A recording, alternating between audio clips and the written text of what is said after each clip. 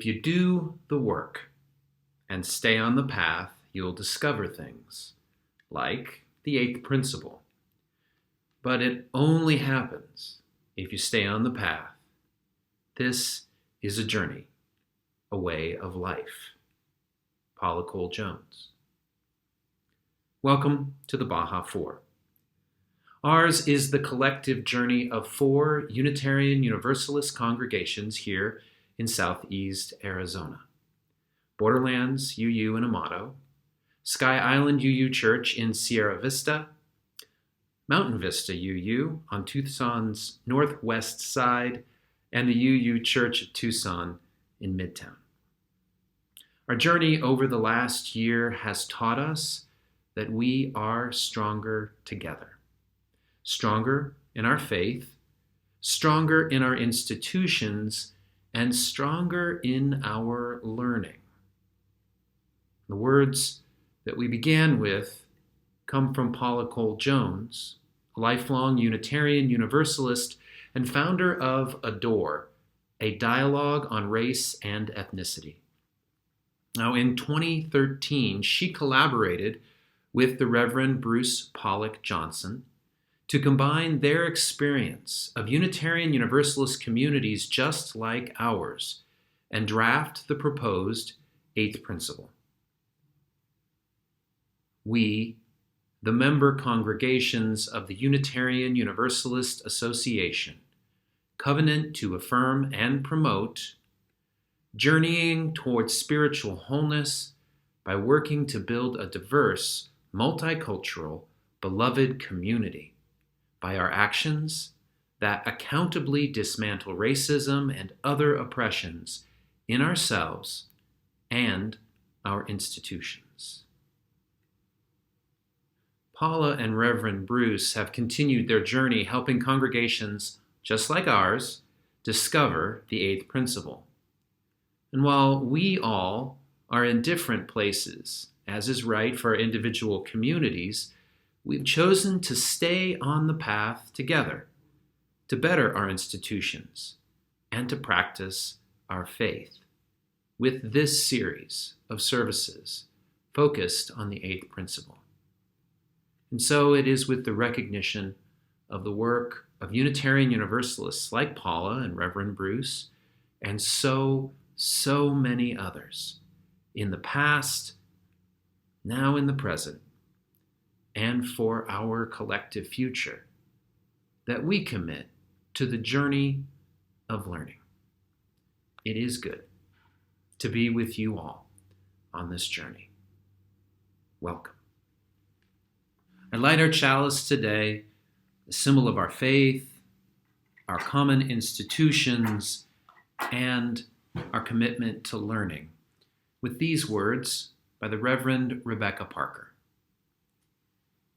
I struggle neither as a benevolent act of social concern nor as a repentant act of shame and guilt, but as a desire for life, a passion for life, an insistence on life, fueled both by a love for life and anger in the face of the violence that divides human flesh. Every week during worship, we acknowledge the Indigenous peoples who have lived and still lived in southeastern Arizona, where the Baja 4 congregations are located. If you're watching this service from elsewhere, you may want to learn about the people whose traditional territory you inhabit and consider saying those names during this part of the service. We're providing a link below to learn more if you'd like to find out about the territories where you live. This land has been home to people for thousands of years.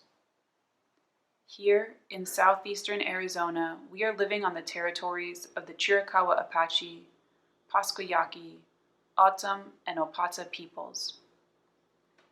When we name the indigenous peoples, we are learning as a community so that we can intentionally engage with further work toward repairing and strengthening relationships with our indigenous neighbors. But once we acknowledge the relationships that have been broken in this place, what are the next steps towards healing? We do not have a simple and obvious answer.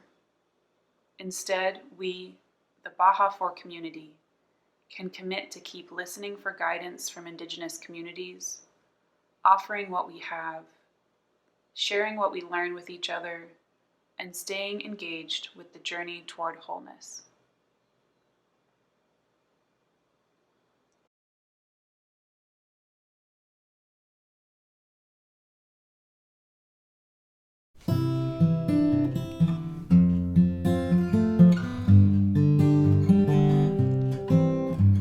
Spirit of life, come unto me. Sing in my heart all the stirrings of compassion. Blow in the wind, rise in the sea, move in the hand, giving life the shape of justice. Roots hold me close, wings set me free. Spirit of life, come to me, come to me. Fuente de amor, ven hacia mí y al corazón cántale tu compasión. Sopla al volar, sube en la mar, hasta moldear la justicia de la vida. Hágame, libérame, fuente de amor, ven a mí, ven a mí.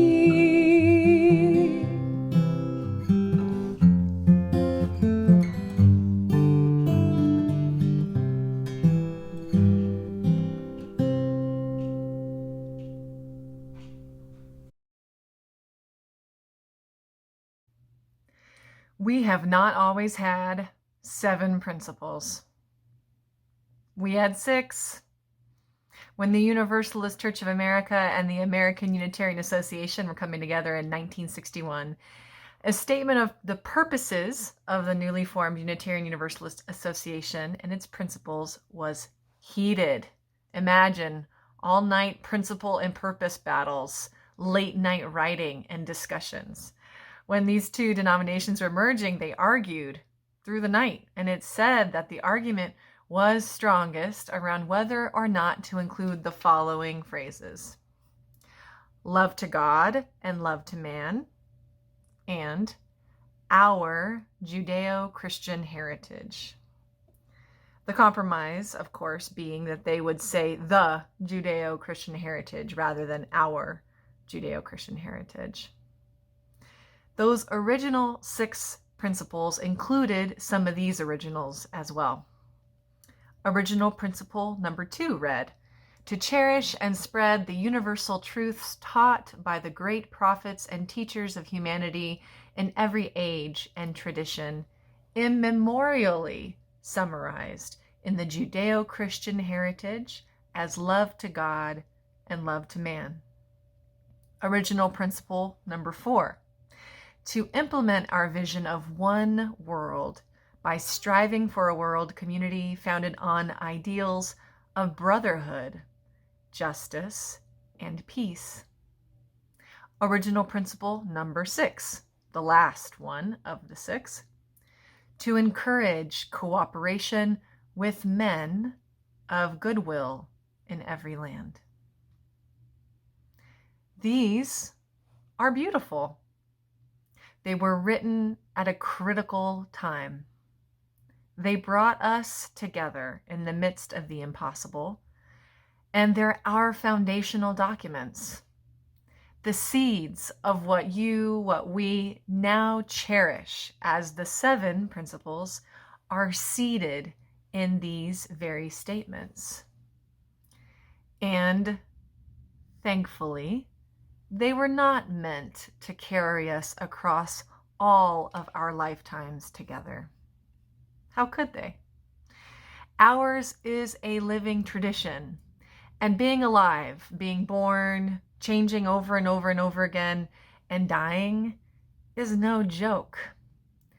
These were meant to be revisited and edited every 15 years. And we are currently, right now, in the UUA in one of those cycles of revision. The Article 2 Study Commission is put forth by the UUA Board of Trustees to revisit these principles and purposes, or Article 2 of the UUA bylaws, principles and purposes, right now. The statement of our principles and purposes are supposed to be reimagined to be relevant to the context of the world we live in today. And because our tradition is a living tradition based on covenant, our principles were not designed to become an unchangeable statement of creed. They are meant to be grown, to be revisited, to be changed in community. For example, when you heard me read some of the original 6 principles from 1961, I wonder if you could have predicted what might need some changing. Brotherhood, love of God to man, cooperation of men of goodwill. Can you hear it? Even our bylaws at the time suggested, just through gender pronouns alone, that the leadership of the UUA and the ministers of the UUA would be inevitably, you guessed it, male.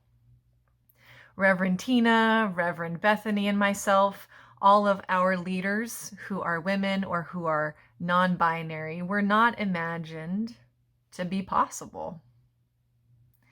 Now, there were numerous emerging understandings within our tradition that occurred in the 1970s and 1980s, 15 to 20 years after the merger and after those first 6 principles were written. And some of those were that, 1, traditions other than Judaism and Christianity were important to us.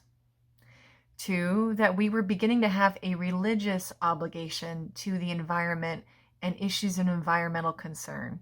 At the time, there was an increasing awareness of climate and environmental degradation and a call to us to act accordingly. And 3, that sexism, particularly in regards to our religious language and leadership, needed a transformation. Earnest change of our principles began when a UU woman named Lucille Longview initiated the Women and Religion Resolution at a 1977 General Assembly. One aspect of that effort was to engage our denomination and institution in understanding itself as patriarchal. Now, some of the delegates denied that the UUA institution could possibly be patriarchal. It felt like an unfair accusation. Nevertheless, the initiative to study and to listen, to understand and to take action on understanding the organization as carrying patriarchy and the necessary role of engaging women leadership and challenging sexism passed and moved forward. 2 years after that, a conference was held on women and religion, and one of the workshops asked the participants this question: do the UU principles affirm us as women? There was a resounding no. There, the first tentative wording of new principles and purposes were drawn up, and thus began a 5-year process to what we now know and love and cherish as our 7 principles today.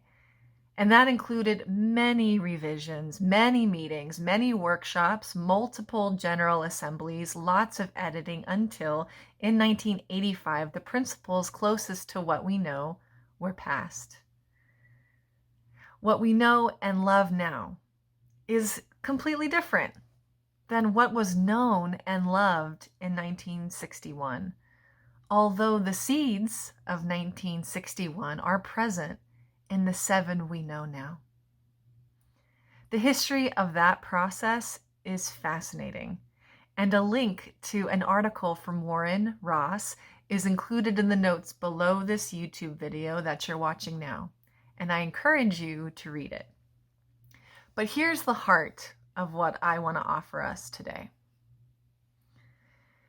Ours is a living tradition. What we cherish, what guides us, what grips us and brings us together at one point will change at another.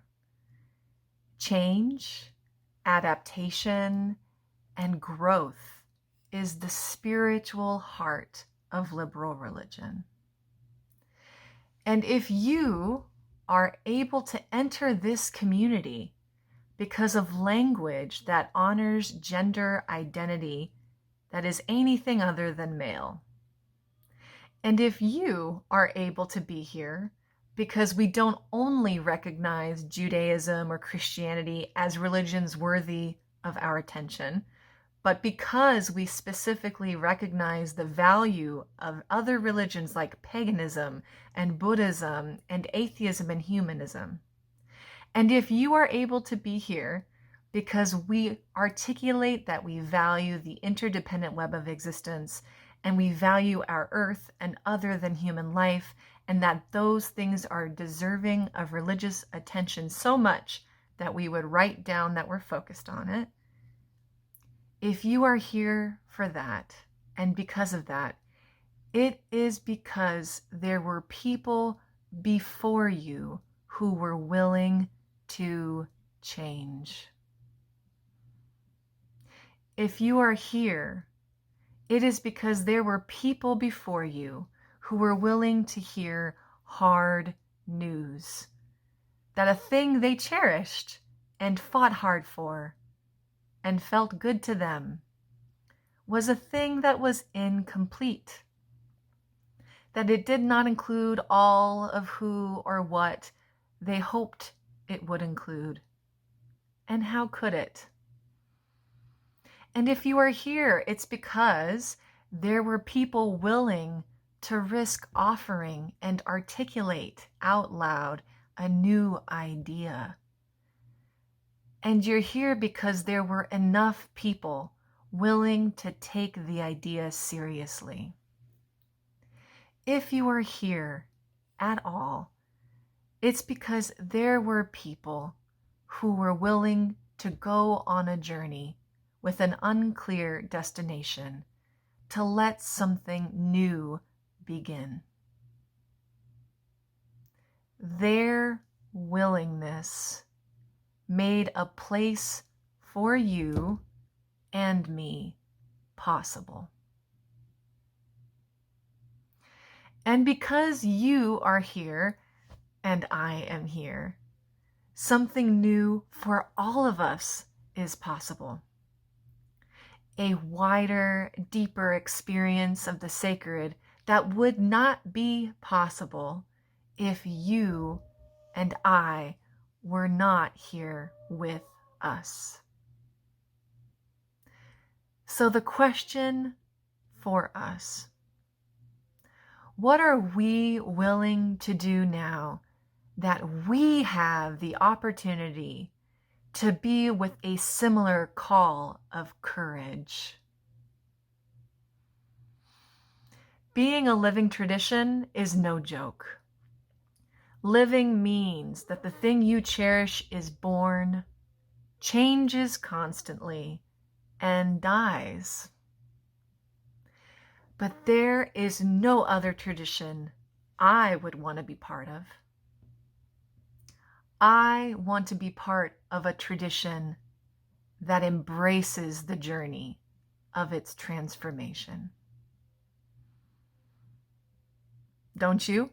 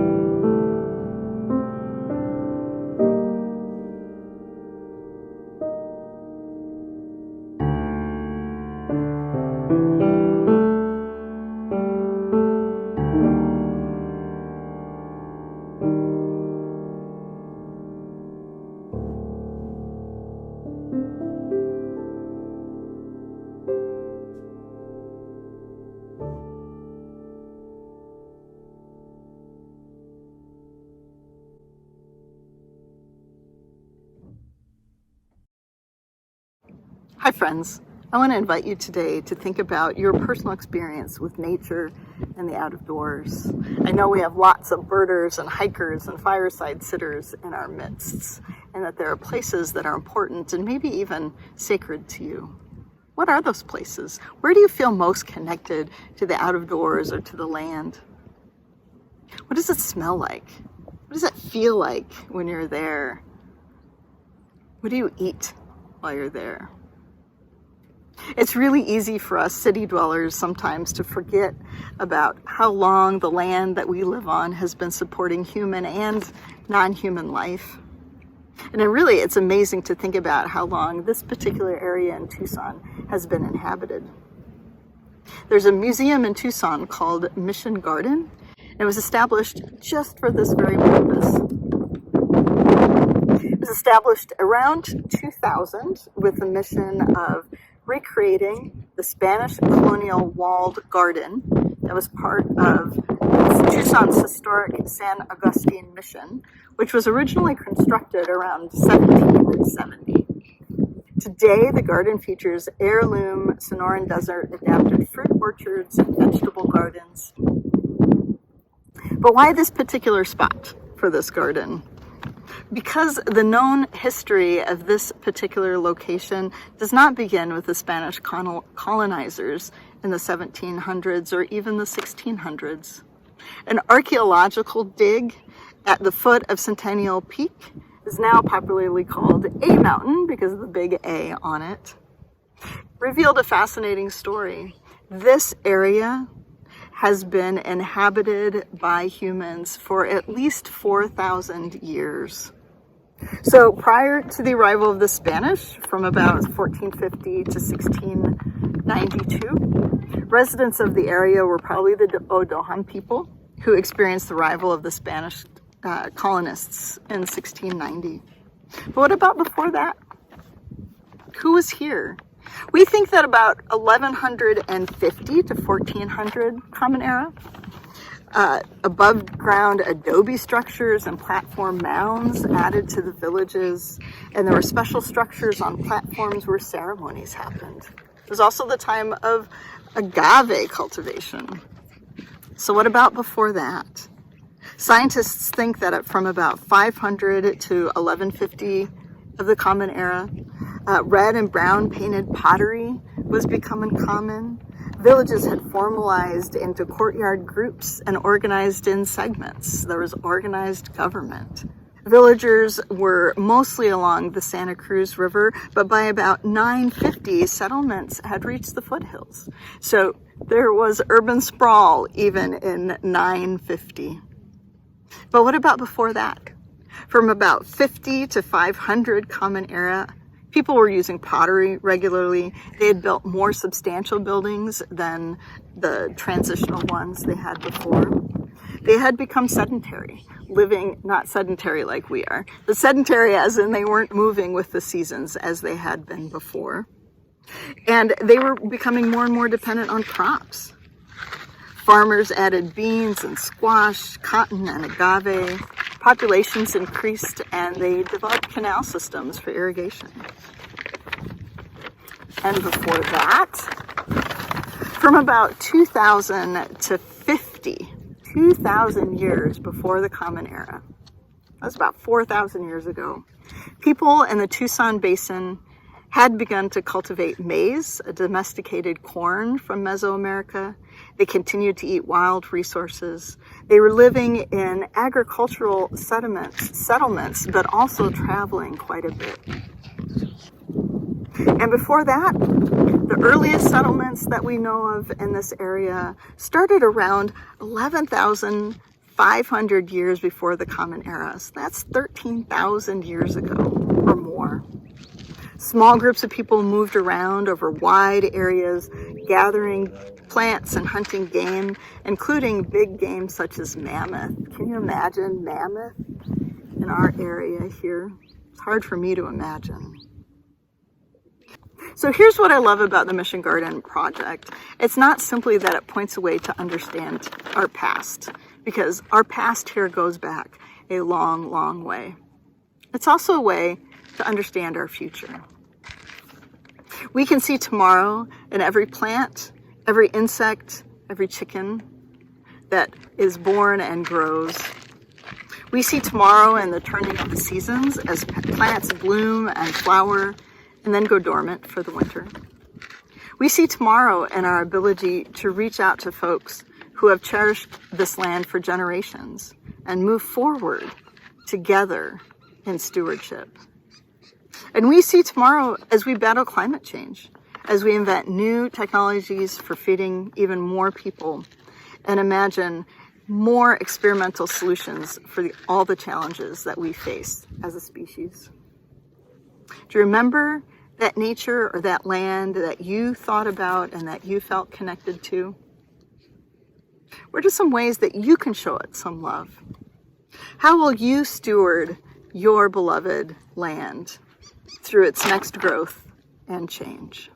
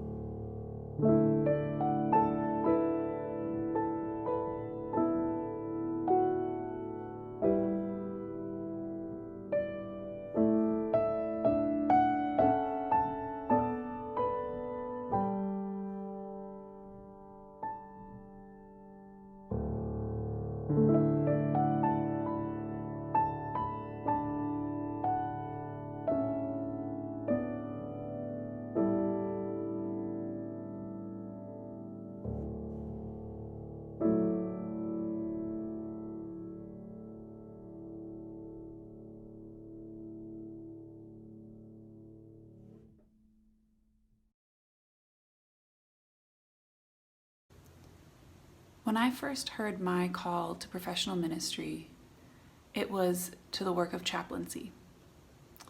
And so it was actually in clinical pastoral education, the clinical piece of learning to be a chaplain, that I first started discussing theology. The interesting thing about CPE is the encouragement of a specific kind of methodology in learning. And this was developed by Reverend Anton Boisan, who pioneered the field of clinical chaplaincy learning. And the methodology is act, reflect, act. And it's been crucial to my personal experience of theology to continue to apply this methodology wherever I go. So considering the action that I take and then reflecting upon it and how it informs my theology and what it tells me about my theology. And then from there, going back into the action. And in chaplaincy, that action tends to be offering care and connection and supporting people in meaning making. But I actually found this method to be a useful tool for me in many parts of my life.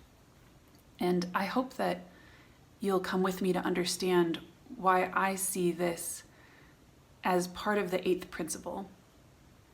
The 8th principle is taking the 7 principles that we are familiar with and asking us to act and then reflect upon that action so that we might understand the relationship between our action and the principles, and then not stop in that reflection, but again return to action.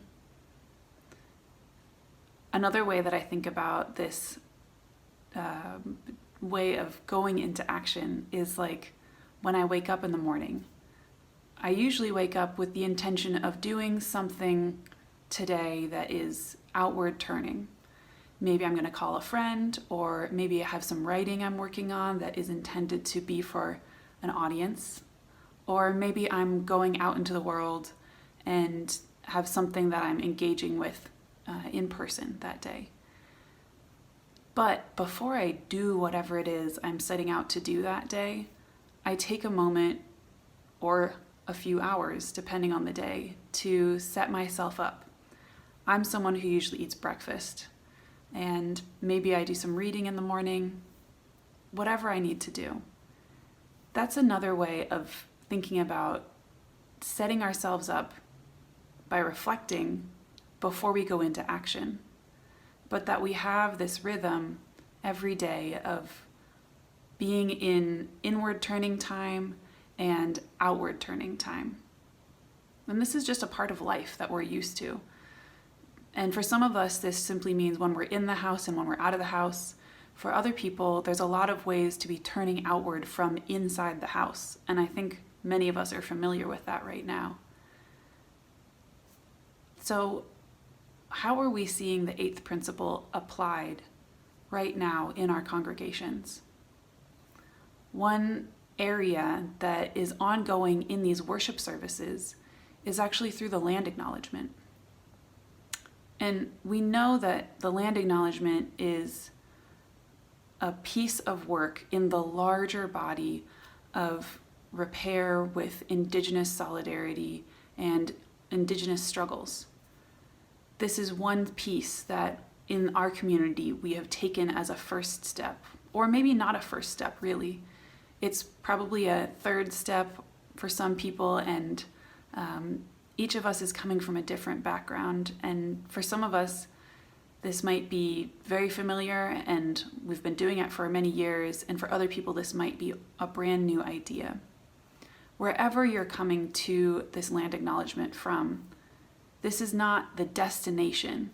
We haven't arrived and we haven't done it in a way that we can just check off a box. Actually, where we are is in this place of trying out an action. And now we get to reflect on how this action fits with our values and our principles. And that informs what action we might take next.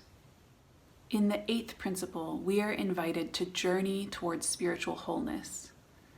And this journey is not a single shot from a bow. This journey is many days. This journey takes time. And so whatever that rhythm is that we can find of the inward turning time of reflection and the outward turning time of action, and how we apply that both personally and in our communities, in our congregations, and in our culture.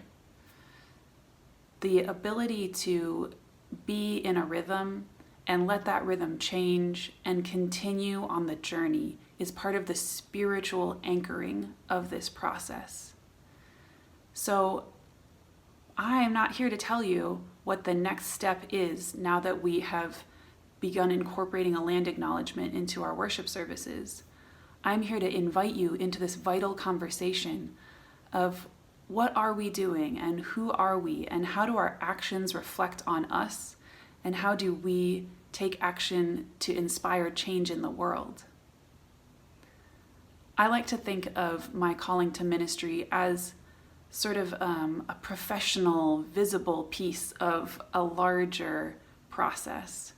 And for myself, my call to Unitarian Universalism was a lot about incorporating my desire for change and hope for healing in the world.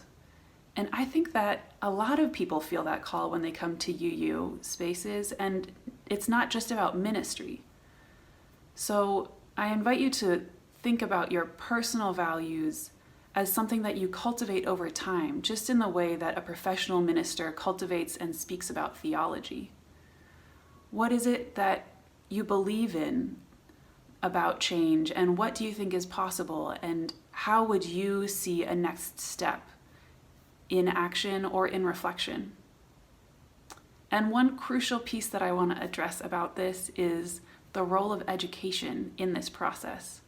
And I know a lot of people that are reading a lot of really amazing books right now. And what a beautiful time to have so much outpouring of knowledge that is being made really accessible through blogs online, through published books, and through conversations with friends. There's just a type of visibility that's possible right now for radical ideas and healing ideas and hopeful ideas that I don't think was present as much 20 years ago and 10 years ago.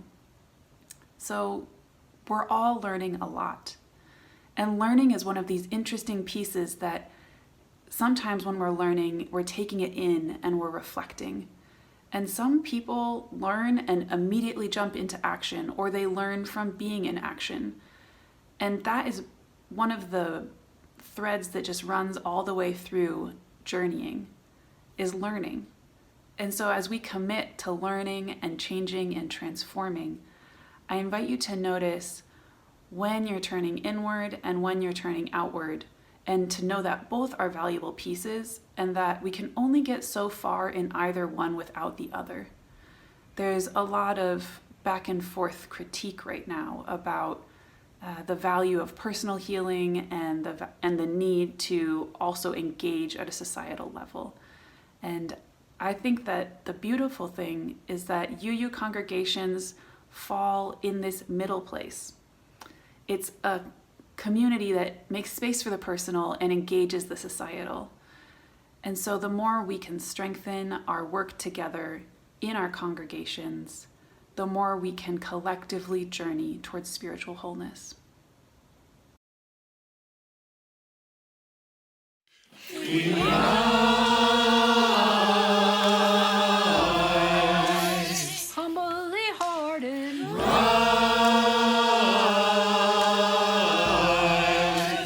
won't be divided. Rise,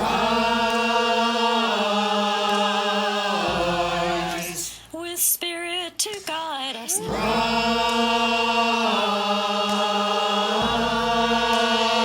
rise, in hope, in prayer, we find ourselves here.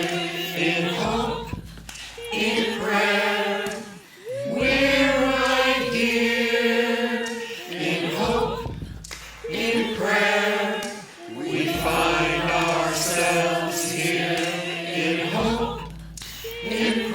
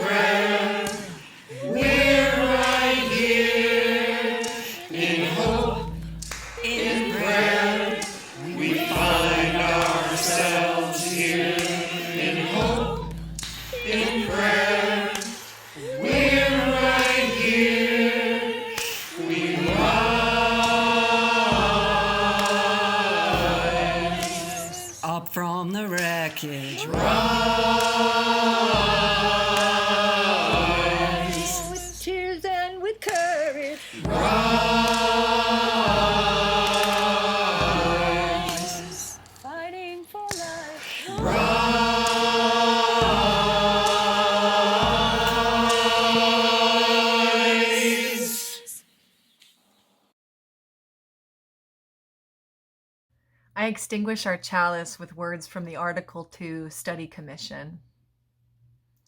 When we grow and change, we must make new commitments and create new language to hold these commitments. The task at hand is to work together as Unitarian Universalists to craft an Article 2 that will enable our communities to be a relevant and powerful force for spiritual and moral growth, healing, and justice. In the words of the Commission's charge, it will be rooted in our broadest shared theological grounding: love.